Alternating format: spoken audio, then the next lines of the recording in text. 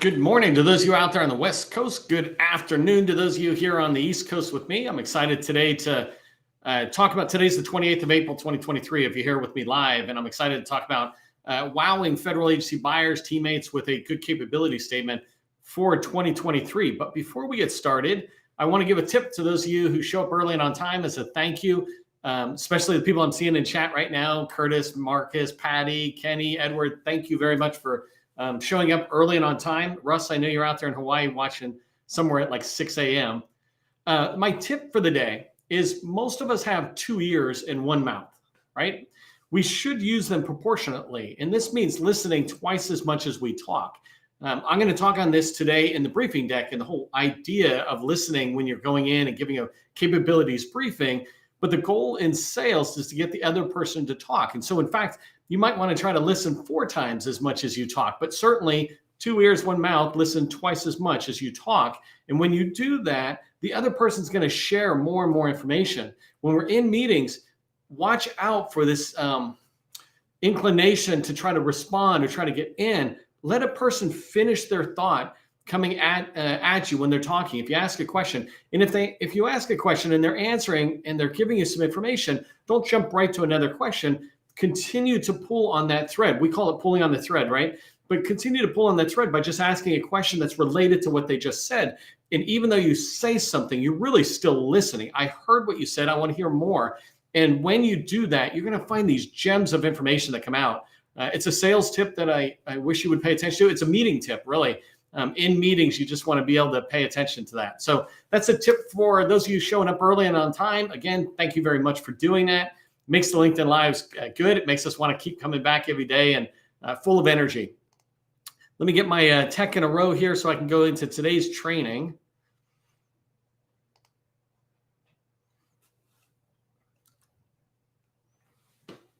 In the old days of federal sales, we would go in and present just a ton of information. We'd present a capabilities briefing deck that would use up almost the entire time, right? It would have a lot of slides. We'd be going through these slides, sharing information. It would contain everything that we'd possibly want to share about our products and services, often really it's almost like a FOMO for our deck, fear of missing out of, oh, I need to share this and I need to share this. Well, these other 5 things are also important and tied into what we're sharing.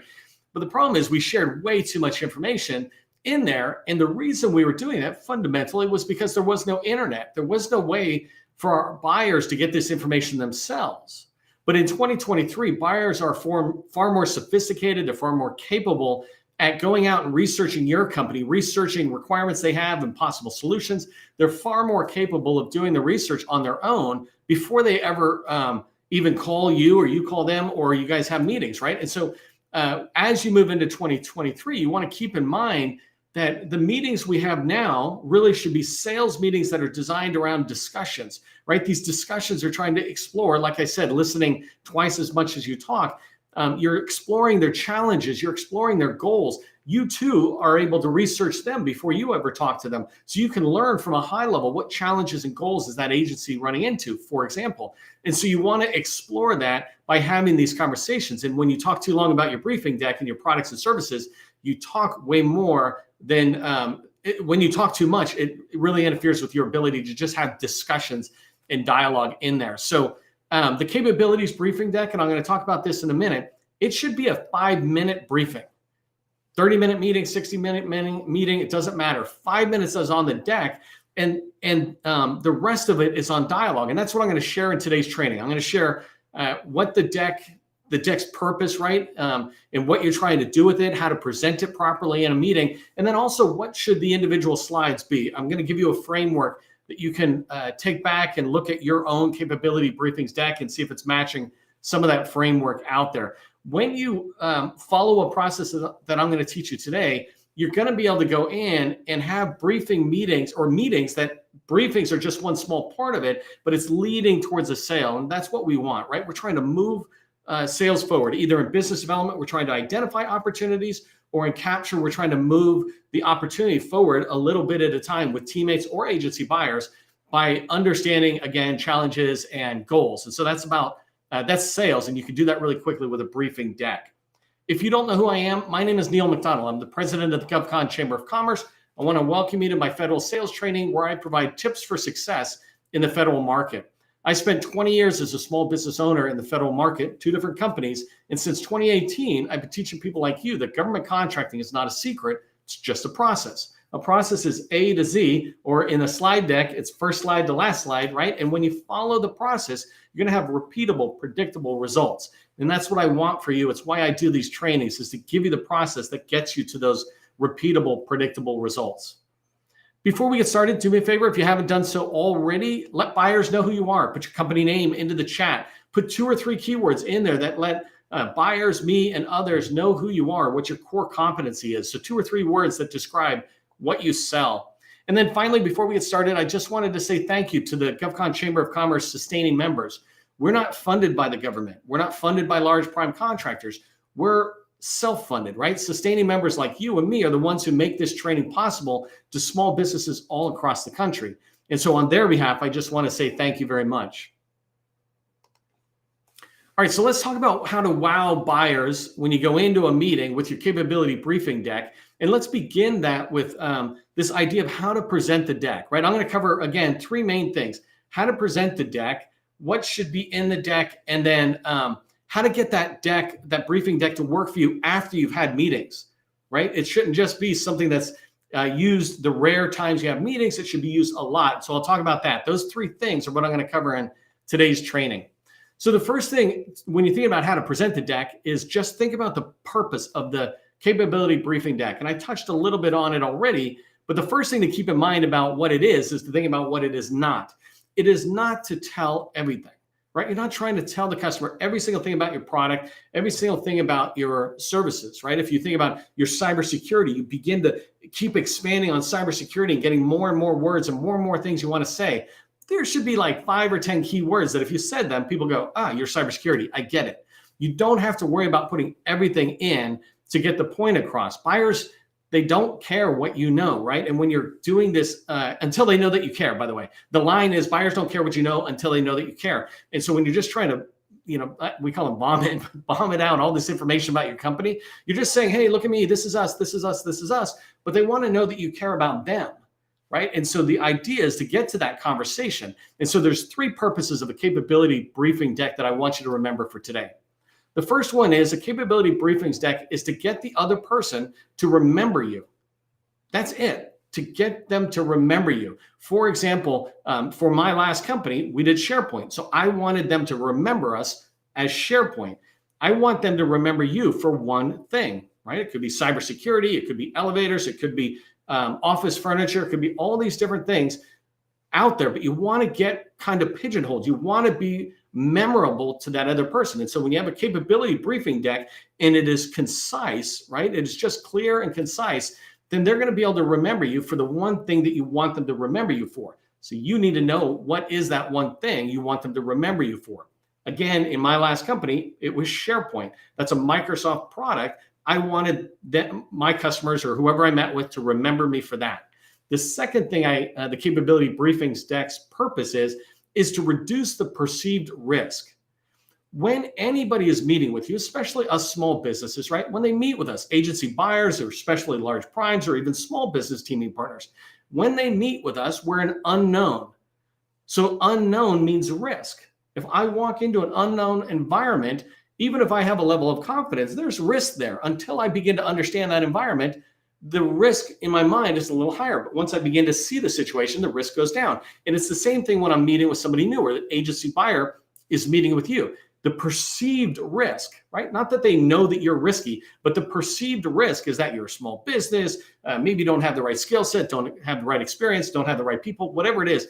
And so the purpose of a briefing deck is to kind of quickly help them reduce their perceived risk. You're not going to eliminate all risk in their mind. That takes time, but you can definitely reduce perceived risk.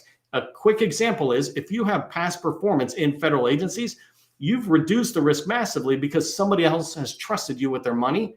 And so the person you're meeting with is reducing the risk in their mind of whether you could join their team as an agency vendor or a teammate to somebody else in the industry. So the first thing is remember you. The second thing is reduce the risk.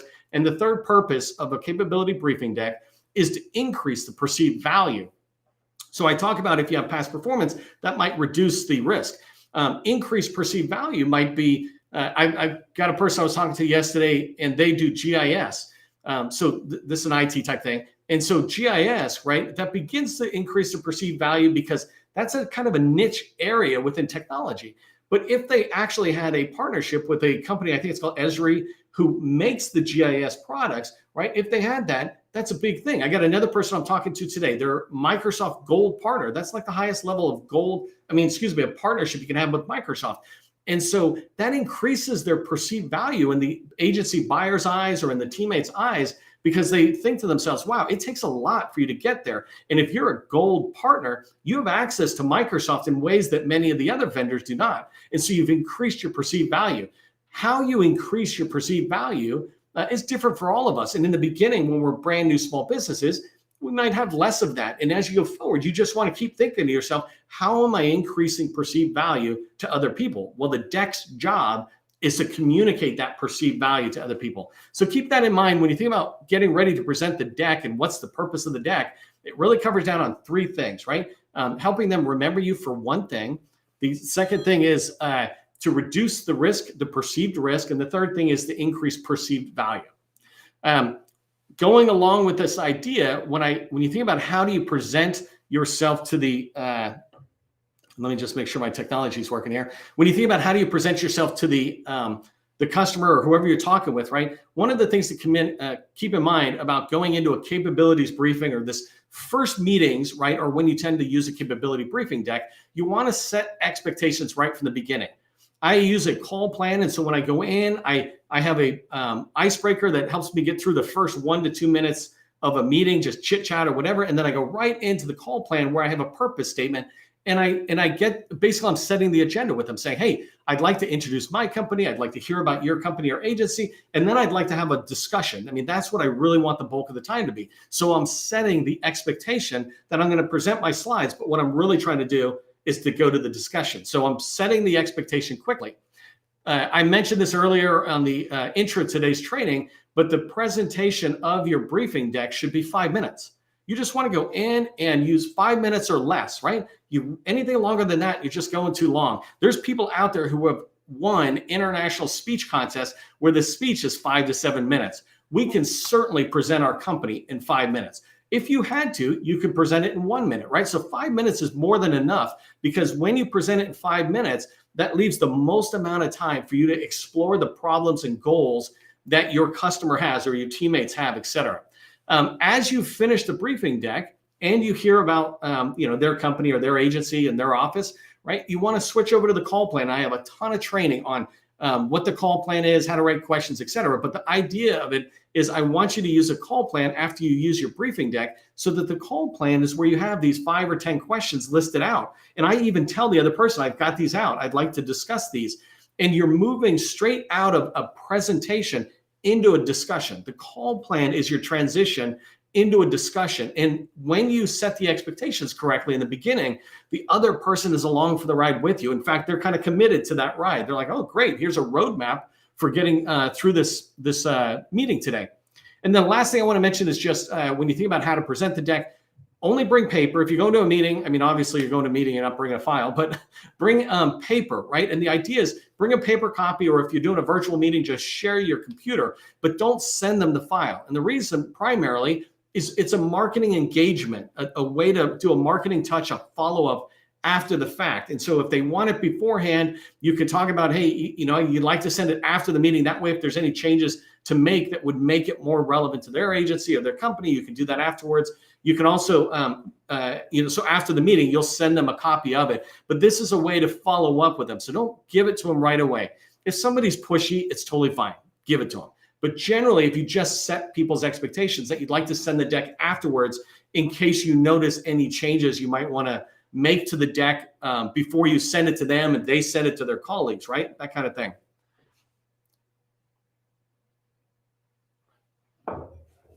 Okay, so that's how to present the deck. Let's talk about what's in the capability briefing deck, right? And by the way, if you remember those purposes, I'm not seeing my chat right now because I'm doing something else. But if you do remember those purposes and you get those, put some of the ones or the one that might pop up the most in chat. Let me know you're following it, right? You want them to remember you, reduce perceived risk, and increase perceived value. So let's talk about what's in the slide deck, the framework of a good capability briefing deck. You don't want a ton of slides. I like to have like a 5-slide deck. If I have any more slides, it generally is because I'm either a bigger company, let's say 10 plus million, and I want to expand out my core competencies to individual slides, or if I've got a significant amount of past performances, I want to expand out the case studies, and I'll talk more about that. But there's basically just a few components of the deck. And again, the deck is designed to get across the information pretty quickly. So the first slide in a capability briefing deck is your title slide. And I can go in a second and share my screen and show you a framework, a really rough wireframe, right? It's not designed to be award-winning, but it's just designed to see it. But a title slide, the whole point that I want to point out on the title slide, and actually, let me say what the slides are, and then I'm going to show you my deck for a couple of slides. But the first thing is your title slide. So on the title slide, I like putting my logo and the Navy's logo if I'm going into the Navy. And then I like putting a picture just to kind of, give it a little splash.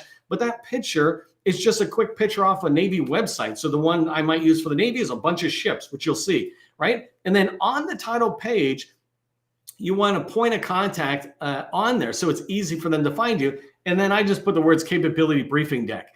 Something that's not on the one I'm going to show you, but you might put this on there as well, is maybe one kind of tagline that says, hey, here's what we do and who we help, right? Something like that could be good on there. The second slide is a company overview. And this single slide kind of tells everything about the back office of your company. And so the purpose of a company overview slide is to show that you're procurement ready, right? It's to show that you have a strong back office, that you have strong staff and leadership. It's to point out some differentiators. And I'm going to show you that slide in a second. But when I say procurement ready, it's basic information where I said reducing the risk. And so if you have a cage code or you're in SAM, that's one level of coming up and showing you procurement ready. If you've got some past performances, that begins to come up. If you've got contract vehicles, that begins to come up. If you've got certifications like ISO or CMMI or whatever, those begin to come up as perceived procurement ready and strong back office. So these things are reducing the risk in people's mind. They're like, that's a strong company. Tell me what you do. And the next slide is core competencies. And so the core comps are where you're laying out a clear, focused offer, right? It's your niche. This is where I was talking about with cybersecurity or SharePoint. And so in here, you're laying out what you do. You can do it however you want, right? I wouldn't do it with a lot of words, and I wouldn't do it with any font less than 24. But what I really encourage you to do is maybe come up with a graphic that might be similar to using in your proposal, but it's just something that shows, hey, here's cyber, and around cyber, we've got governance, and we've got risk and compliance or something, and a couple of other elements. You don't have to do a ton. If you're in construction, in the core competency, you might have a couple of things and then a picture of an elevator if you're doing elevators, right? Some basic stuff that just quickly shows a clear, focused offer. This is what we do. And in their mind, you're helping them understand where you fit in their organization. So if you're communicating, we do elevators, it's like, okay, you should be talking to our facility or logistics people because they manage their building, for example. The next slide, and so we're on slide 4, is where you talk about proven past performances or proven experience.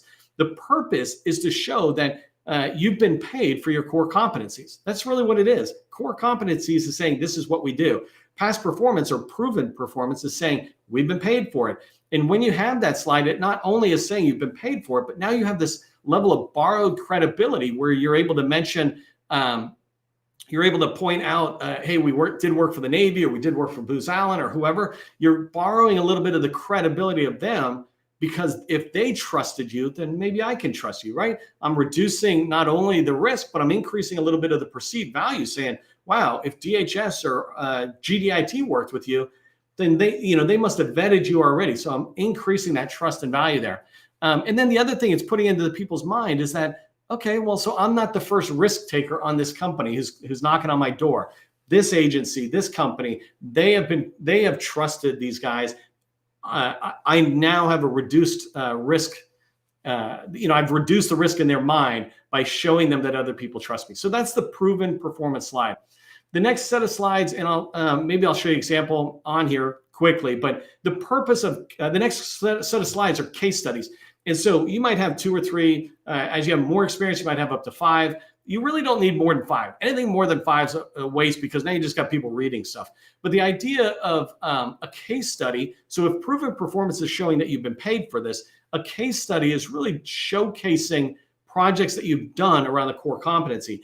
If you say you've done risk management framework and then you have a case study that shows that, it lays out the situation that you encountered when you reached this customer, or the challenges they were facing, the approach your company took to address that challenge that they were running into. And then the final thing is the benefits or the return on investment from that customer working with you following this approach. They achieved this. For example, something might be we were able to reduce the cost of doing something. We were able to reduce the time it takes to do something. When I was doing SharePoint, that was always our world of being able to demonstrate that we reduced the cost by 50 to 80%, because basically we automated what they were doing manually. That was a big part of our business. And so you're trying to get them to see a case study that you've helped with other agencies, other customers, and to begin to try to equate it to their own challenges, their own goals. They begin to, it opens up the door when you brief them pretty quickly on these case studies, that when you get into the discussion, you can start having the discussion around their problems. How are you guys managing data? Like one of our customers in our case study, they had all these disparate data sources, many different silo areas of where data is. And we took this approach and we were able to bring it down to centralized data that not only can leadership get access to, but now all these different data sources feel like their data is much more secure and they can actually see how it relates to other data. Something like that, right? How are you guys doing it? And so it's leading, the case studies are leading into this discussion about people's problems. One other thing about a case study is I tend to put a box in there. So I say, here's my approach. And in a box, I might highlight tools or technologies that are in there. So if you're doing AWS or microservices or things like that, you're putting stuff in there that people will go to the box before they go to the full write-up. And it pops up some keywords that you're just trying to trigger in them that goes, oh, tell me more about that. And that's the idea. And then the last slide of a deck, so there's title slide, company overview, core competencies, proven performance, case studies, and the sixth slide is the final slide, which is basically a duplicate of the title slide. Before I move on to the next part I wanted to show you, let me just share my screen really quick on that deck.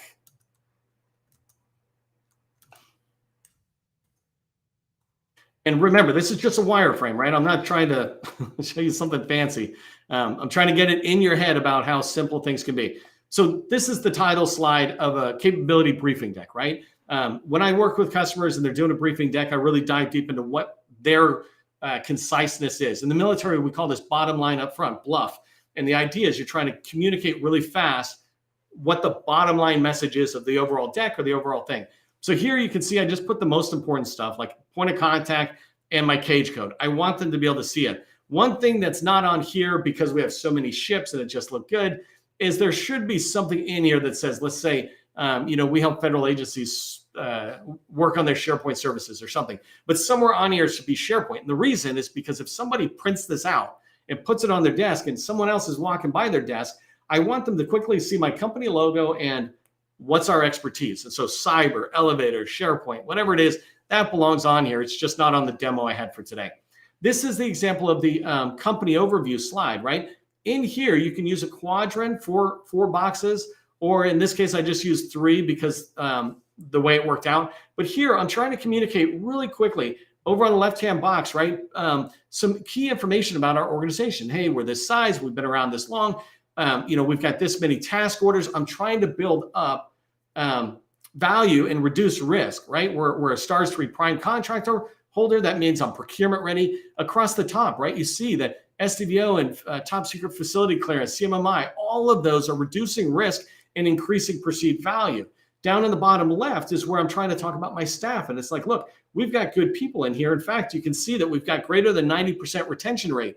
And that's a big deal in the contracting world when people just keep turning over in different contracts. Core capabilities, the idea is to lay it out. You don't need to say everything, right? We're just trying to, in this case, it was just, like cloud, cyber, and AI. And, and you put some bullets in here, right? So I'm not trying to put the language for your company in here. My point is it's enough for you to have 2 or 3 bullets under each major core competency type word. The idea is this deck and this slide is designed to have conversations out there, is to drive conversations. So let me just stop there because I'm not going to share with you a whole deck. I don't have a lot of time on that. I do have a template deck for those of you in the sustaining membership. You can get access to that. That's in the library. But I do want to give this last training tip about how do you use the deck afterwards, because I got a few minutes left and I want to make sure that when you build a briefing deck, that's a great deck and you've proven that it works within meetings, that it actually moves your meeting forward. You can see the perceived value of your organization going up. You can see your meetings being easier because they quickly reduce risk in their mind, or the perceived risk, and they start talking to you about their problems. But there's ways you can use the deck afterwards that are really important. So the first one I already mentioned, which is send the deck after the meeting, right? So now you're sending it in a file and you're getting it into their system, and maybe it makes it easy for them to share it with others. And in the meeting, hopefully you've had conversations about who else can you share this with, or when you send it in an email, you can mention, hey, by the way, if you know others who'd be interested in this, would you please forward it to them and let them know that we'd love to have an intro meeting with them. So send the file afterwards. Second thing I want you to pay attention to is make sure your capability deck has metadata. If you don't know what metadata is, and you are I almost said you're alive in 2023, but if you don't know what metadata is, take 15 to 30 minutes and just go become an expert at metadata.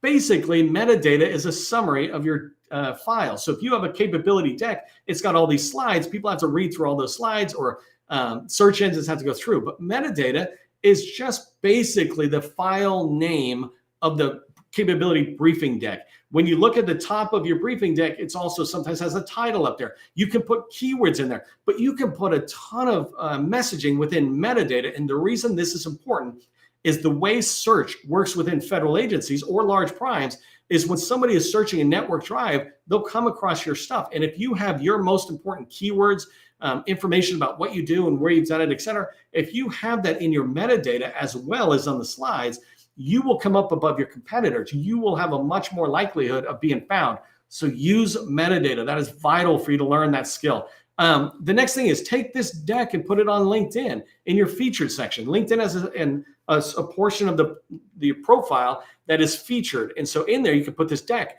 Don't keep it a secret. Get that thing out to everybody. If you're worried about it having proprietary information, don't put anything proprietary on there. You can really excite a person in an introduction meeting with a capability briefing deck without having proprietary stuff. In fact, the proprietary stuff is what you should talk about.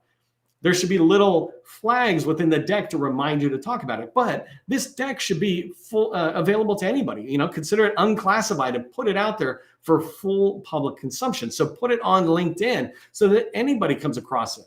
Don't worry about competitors. Don't let competitors and this perceived badness of competitors coming in stop you from sharing it with the hundreds of thousands of people who might want to try to find you. The next one is uploaded into Supplier Portal. So go download the Supplier Portal directory from our website. And when you download it, you'll see 100 different supplier portals. And in there are large primes and federal agencies. And many of them allow you to upload attachments. When you do that, you're instantly differentiating yourself from other people in that supplier portal. When an internal buyer is looking at that, or a market researcher, now they can learn so much more about your company, and you rise up in the perceived value of their market research activity. So I'm going really fast on this, King.